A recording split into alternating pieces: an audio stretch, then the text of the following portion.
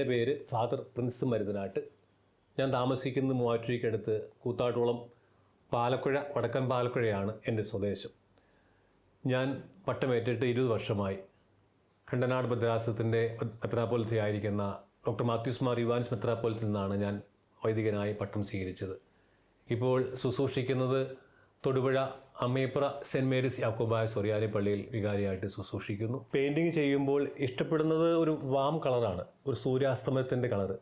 അത് കാണുമ്പോഴാണ് എൻ്റെ മനസ്സിന് ഒരു കുളിർമ തോന്നുന്നത്.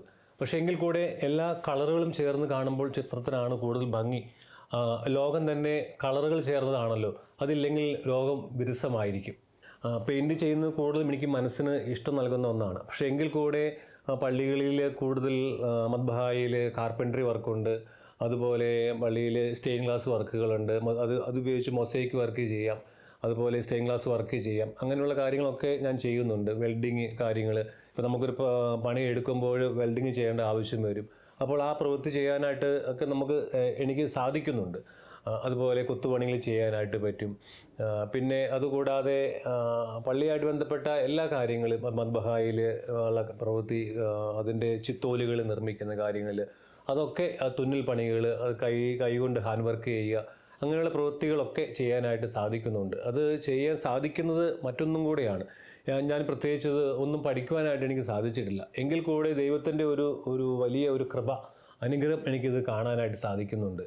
പ്രത്യേകിച്ച് ഞാൻ പറഞ്ഞതുപോലെ ഈ പെയിൻറ്റിങ് ഞാനൊരു ഫൈൻ ആർട്സ് കോളേജിൽ പോയി പഠിക്കാനായിട്ട് സാധിച്ചില്ല. അന്ന് ഇതിനെപ്പറ്റി എനിക്ക് കൂടുതലായിട്ടൊന്നും അറിയില്ലായിരുന്നു. നമ്മൾ പഠിച്ചു വരുന്ന കാലഘട്ടങ്ങളിലൊന്നും ഫൈൻ ആർട്സിനെ പറ്റിയൊന്നും അറിയില്ലായിരുന്നു. പക്ഷേ എങ്കിൽ കൂടെ ഞാൻ അച്ഛനായ ശേഷം എനിക്ക് കാലഘട്ടങ്ങളൊക്കെ പെൻസിൽ ഡ്രോയിങ് ഞാൻ ചെയ്തിരുന്നു. പക്ഷേ എങ്കിൽ കൂടെ അച്ഛനായി ഈ പൗരോഹിത്യം എനിക്ക് ലഭിച്ച അന്ന നാൾ മുതൽ എനിക്ക് എന്തോ ഒരു വലിയ ഒരു ദൈവത്തിൻ്റെ കൃപ, ഇത് ഓട്ടോമാറ്റിക്കായിട്ട് എന്നിലേക്ക് വന്നതാണ്. ഇപ്പോൾ പെയിൻറ്റിങ് ഉപയോഗിക്കുന്ന രീതി അതൊന്നും എനിക്ക് അറിയില്ലായിരുന്നു. ഓയിൽ പെയിൻറ്റ് എങ്ങനെയാണ്, അല്ലെങ്കിൽ അക്രിലിക് പെയിൻറ്റ് എങ്ങനെയാണ്, അതുപോലെ മൊസൈക്ക് വർക്കിൻ്റെ ഗ്ലാസ് വർക്ക്, സ്റ്റെയിൻ ഗ്ലാസ് വർക്കുകൾ എങ്ങനെയാണെന്നൊന്നും എനിക്കറിയില്ലായിരുന്നു. പക്ഷേ അത് ഓരോ ഘട്ടങ്ങളിൽ എന്നെ അവിടെ കൊണ്ട് എത്തിക്കുകയാണ് ചെയ്യുന്നത് ദൈവം. അത് ഏതൊക്കെ മെത്തേഡുകളാണ് ചെയ്യേണ്ടത്. ഒരു പള്ളിയിൽ ചെന്നാൽ അവിടുത്തെ അച്ഛന്മാർ വിളിച്ചിട്ട് ഇന്ന ആവശ്യം പറഞ്ഞു കഴിഞ്ഞാൽ ഒരുപക്ഷെ എനിക്കത് അറിവുണ്ടാവില്ല ആ കാര്യത്തെപ്പറ്റി. പക്ഷേ എങ്കിൽ കൂടെ പിന്നീട് ഉള്ള ദിവസങ്ങളിൽ അതിൻ്റെ വഴിയിലേക്ക് ഓട്ടോമാറ്റിക്കായിട്ട് ഞാൻ ചെന്ന് ചേരും. അപ്പോൾ അങ്ങനെ പല ആളുകൾ എൻ്റെ അടുക്കൽ വരാനായിട്ടുണ്ടായി. പ്രൊഫഷണലായ ആർട്ടിസ്റ്റുകൾ വന്നിട്ടുണ്ട്. അപ്പോൾ അങ്ങനെ അവരൊക്കെ വന്നത് കൊണ്ടും എനിക്ക് വലിയ ഒരു നേട്ടം ഉണ്ടാവാനായിട്ട് സാധിച്ചിട്ടുണ്ട്. പല പള്ളികളൊക്കെ നിർമ്മിക്കുമ്പോൾ, പല പള്ളിയിലൊക്കെ ചിത്രങ്ങൾ വയ്ക്കുമ്പോൾ അത് കണ്ടിട്ട് ആളുകൾ ഒരുപാട് എന്നെ പ്രശംസിക്കുവാനും അതുപോലെ വളരെ മനോഹരമായിരിക്കും പറയുവാനായിട്ടൊക്കെ സാധിച്ചതിൽ ദൈവത്തിൻ്റെ ഒരു വലിയ കൃപയായിട്ട് ഞാൻ ഇതിനെ കാണുവാനായിട്ട് ഇടയാവുകയാണ്.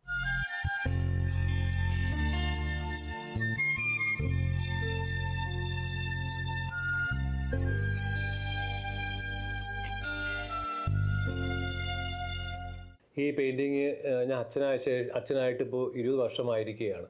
അപ്പോൾ ഞാൻ ഈ അച്ഛനായ ശേഷമാണ് ഈ പെയിൻറ്റിങ് അല്ലെങ്കിൽ കലയുടെ ആ മേഖലയിലേക്ക് വരാനായിട്ട് എനിക്കിടയായത്. അപ്പോൾ അങ്ങനെ കലയുടെ മേഖലയിലേക്ക്, ഈ പെയിൻറ്റിങ്ങിൻ്റെ മേഖലയിലേക്ക് വന്നപ്പോൾ എനിക്ക് ഒരുപാട് സ്ഥലങ്ങൾ പോകാനും ഒരുപാട് ദേവാലയങ്ങൾ, 200-ൽ കൂടുതൽ ദേവാലയങ്ങൾ എനിക്ക് എൻ്റെ വർക്കുകൾ സ്ഥാപിക്കാനായിട്ട് സാധിച്ചിട്ടുണ്ട്. അതുപോലെ വിദേശത്ത് UK-യിൽ പെയിൻറ്റിങ് ആവശ്യത്തിന് വേണ്ടി പോകാനായിട്ട് പറ്റി. ഡൽഹി, അതുപോലെ ഭോപ്പാൽ, ബോംബെ, അങ്ങനെ പല സ്ഥലങ്ങളിൽ എനിക്ക് പോകാനായിട്ട് സാധിച്ചു. കൂടാതെ എൻ്റെ ചിത്രങ്ങൾ ഒരുപാട് വിദേശ രാജ്യങ്ങളൊക്കെ വെച്ചിട്ടുണ്ട്. അതിൽ എനിക്ക് ലഭിക്കുന്ന ദൈവത്തിൻ്റെ, ഇതെല്ലാം എനിക്ക് നൽകുന്ന ദൈവത്തിൻ്റെ ഒരു സ്നേഹമായിട്ടാണ്, ദൈവത്തിൻ്റെ ഒരു കൃപയായിട്ടാണ് എപ്പോഴും എനിക്കിതിനെ കാണുവാനായിട്ട് സാധിക്കുന്നത്.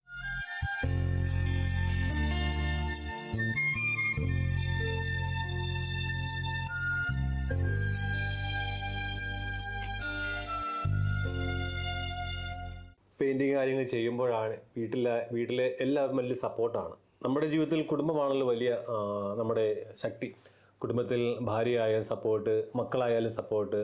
അമ്മച്ചിക്ക് പ്രായം ചെന്നിട്ട് അമ്മച്ചി എല്ലാ കാര്യങ്ങളും സപ്പോർട്ട് നൽകുന്നുണ്ട്. ഭാര്യ ബെസി, അതുപോലെ മകൻ +1 പഠിക്കുന്നു ഇഗ്നേഷ്യസ്, മോള് 5ാം ക്ലാസ്സിൽ പഠിക്കുന്നു ഐറിൻ, കൂടാതെ പെങ്ങള് സാലി, അവരൊക്കെ വലിയ സപ്പോർട്ടാണ്. അവരുടെ മക്കള് അലൻ, അതുപോലെ ഓസ്റ്റിൻ, അവരൊക്കെ എനിക്ക് എപ്പോഴും സപ്പോർട്ട് നൽകുന്നതാണ്. ഒരു കാര്യങ്ങൾ ചെയ്തു കഴിഞ്ഞാൽ അത് ഭംഗിയായിരിക്കുന്നു, അല്ലെങ്കിൽ അതിന് കുറവുകളുണ്ട് എന്നുള്ള ഒരു കാര്യങ്ങൾ പറഞ്ഞു തരാനുള്ള ഒരു പ്രാപ്തിയുണ്ട്. എങ്കിൽ കൂടെ അവർ കലയുടെ ലോകത്തല്ലെങ്കിൽ കൂടെ അവർക്ക് ഇത് പറഞ്ഞു തരാനുള്ളൊരു പ്രാപ്തിയുണ്ട്. അപ്പോൾ ആ കാര്യങ്ങൾ എനിക്ക് മനസ്സിലാക്കാനും അതുപോലെ മറ്റുള്ള കലാകാരന്മാരുടെ കൂടെ ചേർന്ന് പ്രവർത്തിക്കുമ്പോഴൊക്കെ, അവരോട് ചേർന്ന് നിൽക്കുമ്പോഴൊക്കെ അവരുടേതായ കഴിവുകൾ കണ്ട് മനസ്സിലാക്കാനായിട്ടൊക്കെ സാധിച്ചിട്ടുണ്ട്.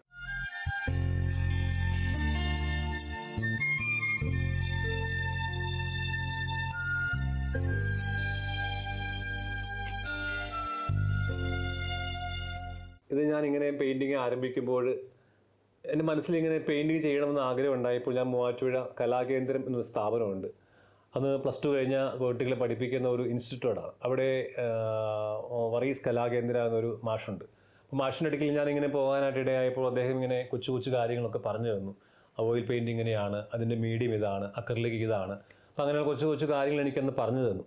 അപ്പോൾ അതിലൂടെയാണ് ഞാൻ വളർന്നു വരുവാനായിട്ട് ഇടയായത്. അപ്പോൾ ആ സാറിനെ, ആ മാഷിനെ ഇപ്പോൾ നന്ദിയോടുകൂടി ഓർക്കുകയാണ്.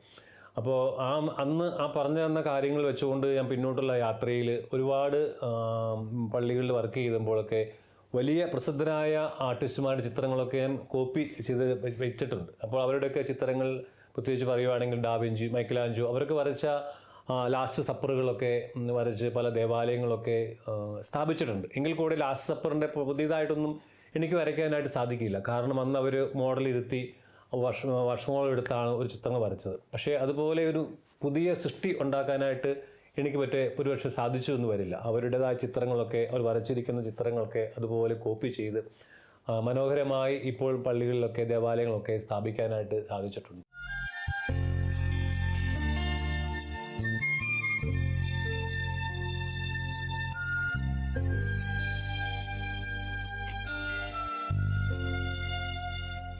നമ്മൾ പുതിയൊരാൾ ചിത്രം വരയ്ക്കുമ്പോൾ നമ്മൾ ആദ്യ കാലഘട്ടങ്ങളൊന്നും ഭംഗി ചിലപ്പോൾ തോന്നിയെന്ന് വരില്ലായിരിക്കാം. നമ്മളിപ്പോൾ പുതിയതായിട്ട് നമ്മൾ കളർ വരയ്ക്കണം അല്ലെങ്കിൽ പെയിൻറ്റിങ് ചെയ്യണം എന്ന ആഗ്രഹത്തോടു കൂടി നമ്മൾ കടയിൽ പോയി, ഷോപ്പിൽ പോയി കുറച്ച് പെയിൻറ്റ് വാങ്ങിച്ചു, ക്യാൻവാസ് വാങ്ങിച്ചു, നമ്മൾ പടം വരച്ചാൽ അത് അത്രമേൽ ഭംഗി തോന്നിയെന്ന് വരില്ല. പക്ഷേ കാലക്രമേണ നമ്മളത് വീണ്ടും വീണ്ടും പെയിൻറ്റ് ചെയ്തുകൊണ്ടിരുന്നാൽ അത് കാലക്രമേണ വളരെ മനോഹരമാക്കുവാനായിട്ട് സാധിക്കും. നമ്മൾ ആദ്യമേ ചെയ്ത് കഴിഞ്ഞാൽ ഒരു പക്ഷേ നമുക്കൊരു സാറ്റിസ്ഫാക്ഷൻ കിട്ടിയെന്ന് വരില്ല.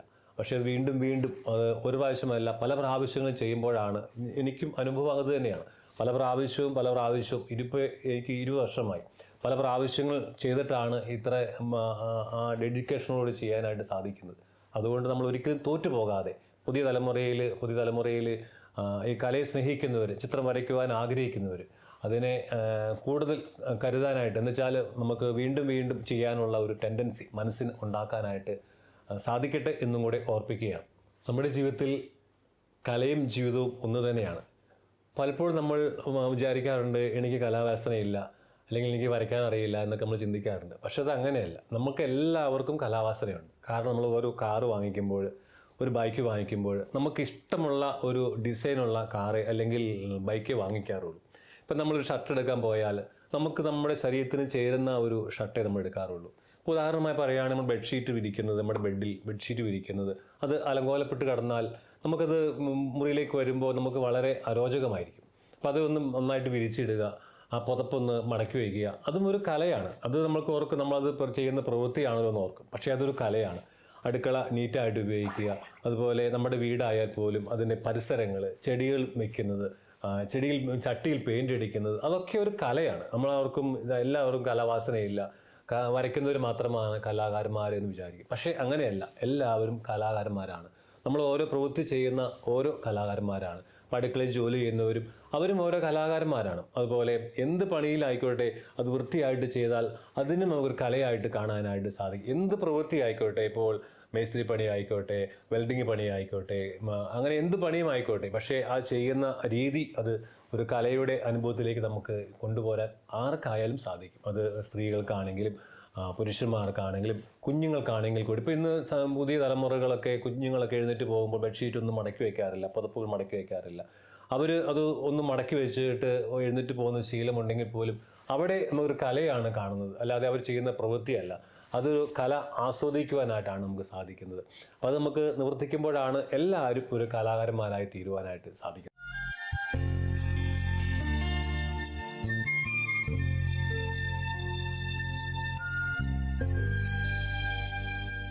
ഇതെൻ്റെ വീട്ടിലെ പ്രയർ റൂമാണ്.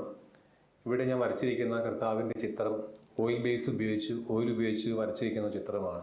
പക്ഷേ ഈ ചിത്രം വരയ്ക്കുമ്പോൾ ഒരു 1.5 ആഴ്ചയുടെ അടുത്ത് വരച്ച ഒരു ചിത്രമാണിത്. പക്ഷേ ഇത് വരച്ചു കഴിയുമ്പോൾ നമുക്ക് എപ്പോഴും അങ്ങനെയാണ്, കർത്താവിൻ്റെ ചിത്രങ്ങൾ വരയ്ക്കുമ്പോൾ നമുക്ക് കർത്താവിൻ്റെ ഒരു സ്പർശം നമുക്ക് അനുഭവപ്പെടാറുണ്ട്. ഇത് ഞാൻ വരച്ചു കഴിഞ്ഞപ്പോഴും കർത്താവ് നമുക്ക് നോക്കുമ്പോൾ അറിയാം, അതിൻ്റെ മുഖത്ത് നോക്കുമ്പോഴും ആ കയ്യിൽ നോക്കുമ്പോഴും കർത്താവിൻ്റെ തലോടൽ, ഒരു സ്പർശം നമുക്ക് ഫീൽ ചെയ്യാറുണ്ട്. അത് എപ്പോഴും ഉള്ളതാണ്. കർത്താവ് ചിത്രങ്ങൾ പല ദേവാലയങ്ങളൊക്കെ വയ്ക്കുമ്പോഴൊക്കെ നമുക്ക് ആ ഒരു സാറ്റിസ്ഫാക്ഷൻ, ഒരു സന്തോഷം, ഒരു സംതൃപ്തി എപ്പോഴും നമുക്ക് നൽകുന്നതാണ് ദൈവത്തിൻ്റെ ഒരു കരുതൽ.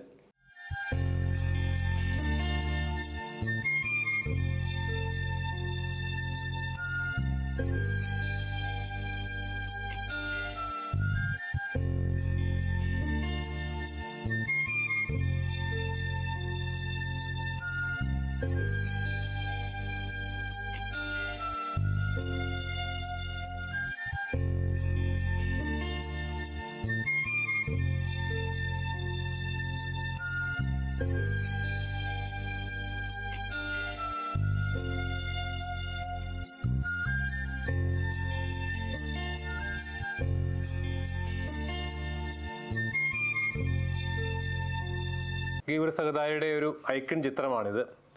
സ്പെക്ട്രം ഗ്ലാസ് ഉപയോഗിച്ച് മൊസൈക്ക് രീതിയിൽ ചെയ്യുന്ന ഒരു രീതിയാണിത്. ഇത് മനോഹരമായി ചെയ്യുവാനായിട്ട് ഞങ്ങൾ ദൈവത്തിൽ പ്രത്യാശിക്കുകയാണ്.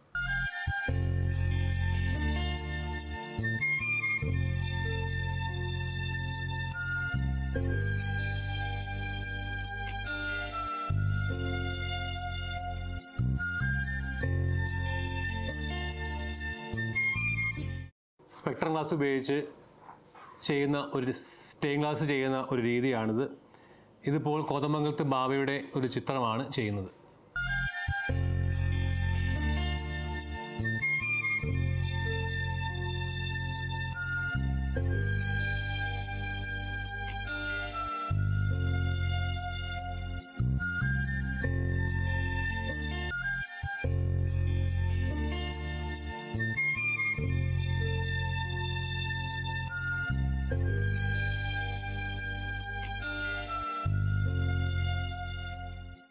എറണാകുളം ജില്ലയിൽ മൂവാറ്റുപുഴയിൽ മണ്ണത്തൂർ നാവളിമറ്റം സെൻറ്റ് ജോൺസ് യാക്കോബായ സൊറിയാനിപ്പള്ളിയാണിത്.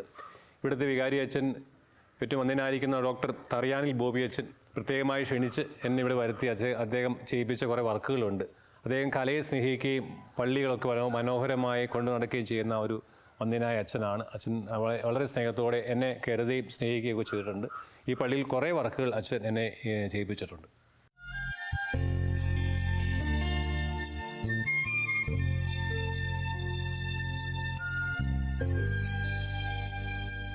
ഈ പരിശുദ്ധമായ ആലയത്തിലെ ബസ്കൂസ് നിർമ്മിച്ചിരിക്കുന്നത് മഹാഗണിയിലാണ്. അത് ഞങ്ങൾ നിർമ്മിച്ചിരിക്കുന്നത് ഹാൻഡ് വർക്കും CNC മെഷീൻ ഉപയോഗിച്ചാണ് നിർമ്മിച്ചിരിക്കുന്നത്. അതുപോലെ അതിൻ്റെ പെയിൻറ്റിങ്ങും ഓയിൽ പെയിൻ്റാണ് ഉപയോഗിച്ചിരിക്കുന്നത്. അതുപോലെ ചിത്രങ്ങൾ കർത്താവിൻ്റെയും യോഹന്നാൻ മാമോദീസായുടെയും ചിത്രം ഓയിൽ പെയിൻ്റാണ് ഉപയോഗിച്ചാണ് ഞങ്ങൾ ചെയ്തിരിക്കുന്നത്. അതുപോലെ ഒരുപാട് ദേവാലയത്തിലൊക്കെ ഞങ്ങൾ ഇതുപോലെ വർക്കിൽ ചെയ്യാറുണ്ട്. രണ്ട് സൈഡിലും ത്രോണോസിൽ നിർമ്മിച്ചിരിക്കുന്നതും അങ്ങനെയാണ്. ഇത് പള്ളിയെ മനോഹരമാക്കുന്ന ഒരു രീതിയും കൂടിയാണ്.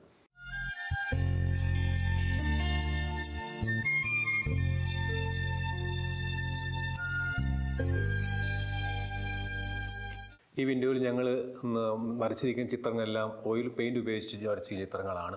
അത് കർത്താവിൻ്റെ ജനനം മുതൽ അത് കർത്താവിൻ്റെ സ്വർഗ്ഗാരോഹണം വരെയുള്ള ചിത്രങ്ങളാണ് ഇവിടെ വരച്ചിരിക്കുന്നത്. അത് മനോഹരമായിട്ട് ഞങ്ങൾക്ക് വരയ്ക്കാനായിട്ട് സാധിച്ചു. മുഴുവനും ഓയിൽ പെയിൻ്റാണ് ഉപയോഗിച്ചിരിക്കുന്നത്. കാലങ്ങളോളം നിലനിൽക്കുവാനായിട്ട് സാധിക്കുന്നുണ്ട്.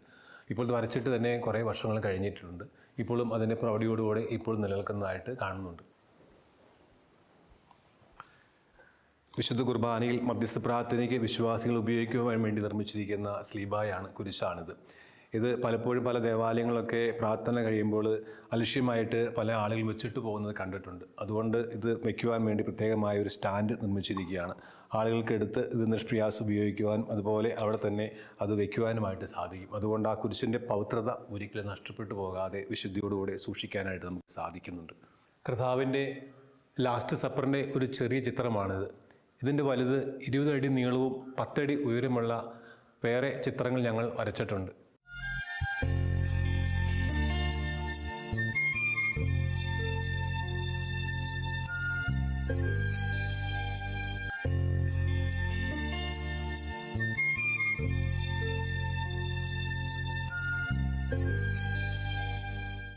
ഇത് പള്ളിയുടെ ആനവാതിലാണ്.